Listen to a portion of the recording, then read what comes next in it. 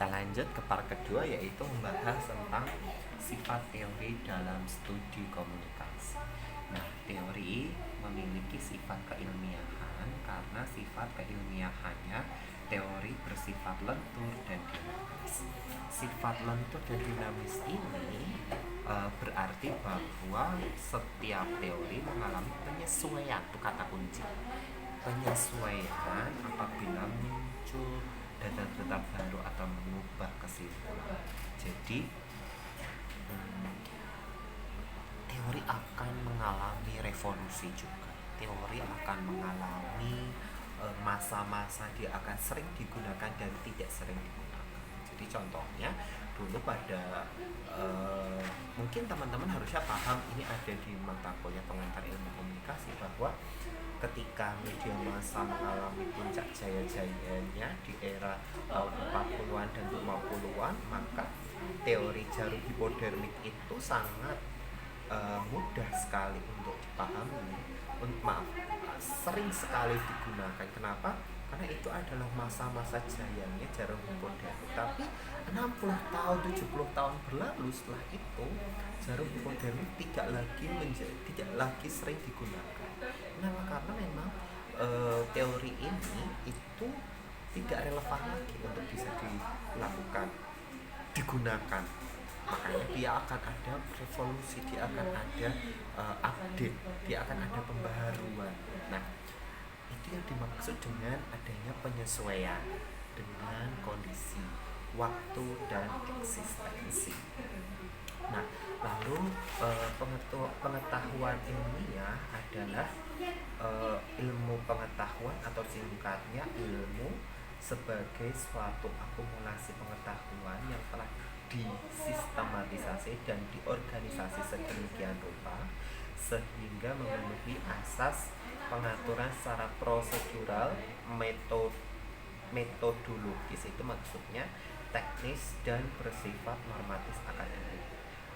Dengan demikian teruji kebenaran keilmiahannya sehingga memenuhi kesahihan atau validitas ilmu, atau secara ilmiah dapat dipertanggungjawabkan. Jadi intinya ini harusnya juga sudah pernah saya sampaikan di Daspensos maupun di logika, bahwa ilmu pengetahuan itu adalah suatu pernyataan atau akumulasi pengetahuan yang telah disistematisasi dan diorganisasi, dan pada akhirnya pun dia juga harus bisa dipertanggungjawabkan secara ilmiah. Itu yang dimaksud dengan ilmu pengetahuan. Nah, dalam konteks ini maka suatu pengetahuan dia harus sadar, aktif, sistematis,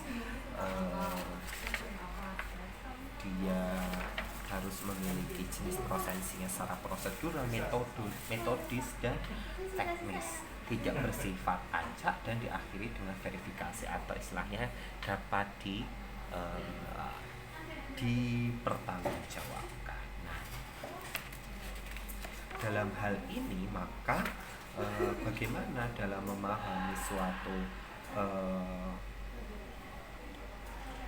ilmu pengetahuan dalam konteks komunikasi, maka suatu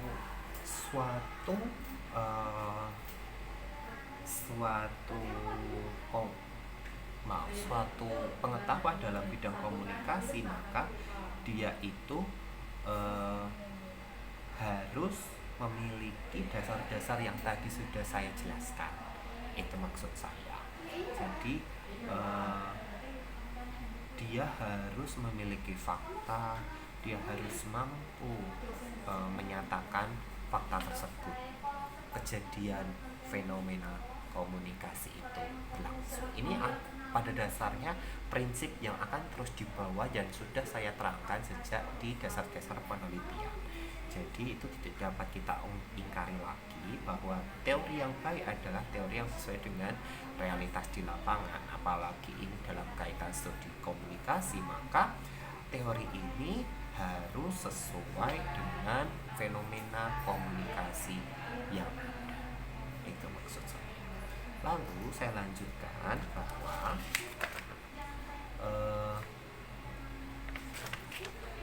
Seperti yang diketahui bahwa komunikasi bertujuan untuk mengubah sikap, mengubah opini atau pandangan, eh, pendapat, mengubah perilaku, mengubah bahkan mengubah masyarakat.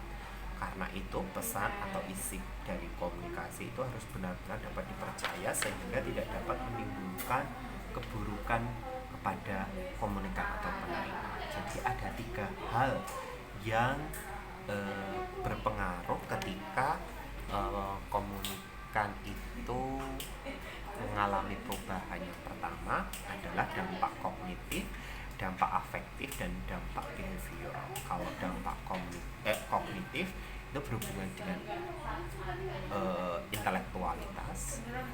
Dampak afektif adalah hubungannya dengan perasaan, dan yang terakhir dampak behavioral adalah adanya perubahan perilaku. Ini juga bagian dari tugas dari komunikasi bagian dari tugas teori komunikasi. Sejauh mana suatu teori komunikasi ini dapat mengubah 3 hal ini, apakah dampak kognitif, apakah dampak afektif, ataupun dampak behavioral, tergantung posisinya dia ada di mana. Begitu, oke? Saya lanjutkan lagi. Apa ciri-ciri teori dalam studi komunikasi? Paling tidak ada 3 teori komunikasi yang terpenting, yaitu semua teori adalah abstrak. Itu sudah saya jelaskan tadi. Semua adalah konstruksi pemikiran yang berisikan interpretasi terhadap suatu fenomena. Itu tadi juga sudah saya jelaskan. Dan adanya rekomendasi yang dapat dilakukan. Itu nanti masuk ke saran dan kritik. Nah, kemampuan berpikir yang ada pada diri manusia menyebabkan manusia mampu untuk mengembangkan pengetahuan yang merupakan rahasia kekuasaan. Manusia mengembangkan pengetahuannya mengatasi kebutuhan kelangsungan hidupnya. Kemudian ia memikirkan hal-hal baru, menjelajah ufuk baru, karena hidup bukan hanyalah untuk sekedar hidup, tetapi ada yang lebih dari itu. Teori-teori baru akan muncul apabila kemampuan berpikir manusia dapat digunakan secara maksimal. Sebaliknya, teori-teori akan minim atau terbatas jika kemampuan manusia itu juga tidak dapat dimanfaatkan. Nah, kemampuan yang dikembangkan manusia pada dasarnya ada 2 hal yang terpenting, yaitu bahasa, dan yang kedua adalah kemampuan berpikir. Menurut Hare, manusia adalah makhluk yang terlihat dan diketahui secara publik serta memiliki sejumlah atribut dan sifat terbentuk yang di dalam sekelompok budaya dan sosial.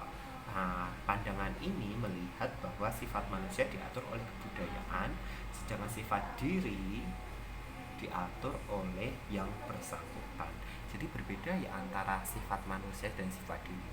Sifat manusia itu bisa jadi dia bersifat umum, tapi itu berlaku di satu kebudayaan, tapi ketika masuk ke dalam diri itu akan lebih spesifik lagi, dia akan memiliki uniknya sendiri.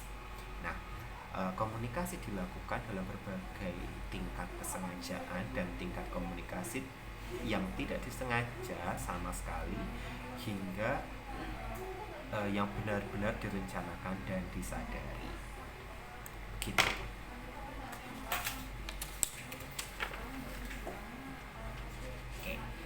Mungkin itu part 2. Kita akan masuk ke part